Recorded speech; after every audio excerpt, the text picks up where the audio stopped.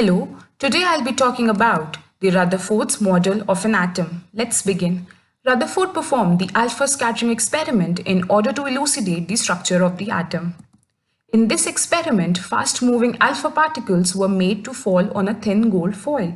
Also, this gold foil was about 1000 atoms thick, that is, it is very thin. Third, alpha particles are doubly charged helium ions and have a mass of 4 units.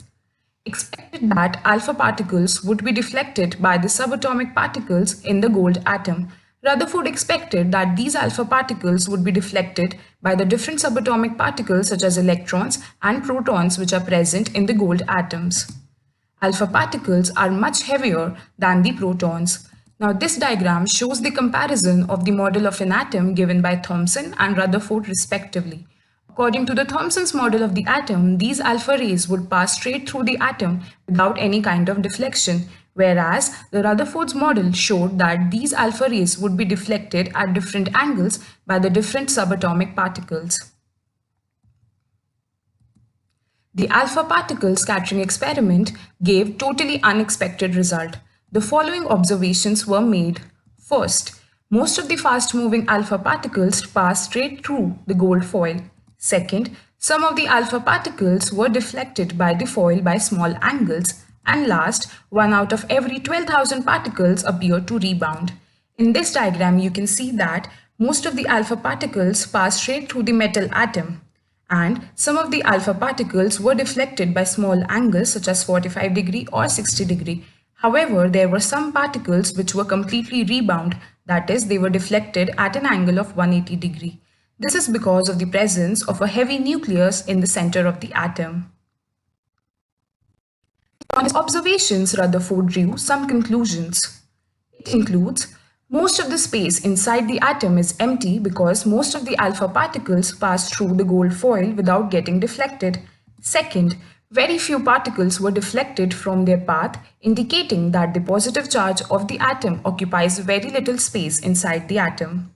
Third, a very small fraction of the alpha particles were deflected by 180 degree, indicating that all the positive charge and the mass of the gold atom were concentrated in a very small volume within the atom. He also observed that the radius of nucleus was 10 to the power 5 times less than the radius of an atom. Now, based on his conclusions, he gave the nuclear model of an atom. It had the following characteristics. There is a positively charged center in an atom called as the nucleus. Nearly all the mass of an atom resides in the nucleus. Second, the electrons revolve around the nucleus in circular paths called as orbits. Third, the size of the nucleus is very small as compared to the size of the atom. In this diagram, you can see that there is a positively charged nucleus in the center of the atom and the electrons revolve in elliptical orbits called as electrical shells or the orbits. There were certain drawbacks of the Rutherford's model of the atom. The revolution of the electron in a circular orbit is not expected to be stable. Any particle in a circular orbit would undergo acceleration. You must have heard that whenever a particle revolves in a circular path, it undergoes acceleration at every point of the circular path.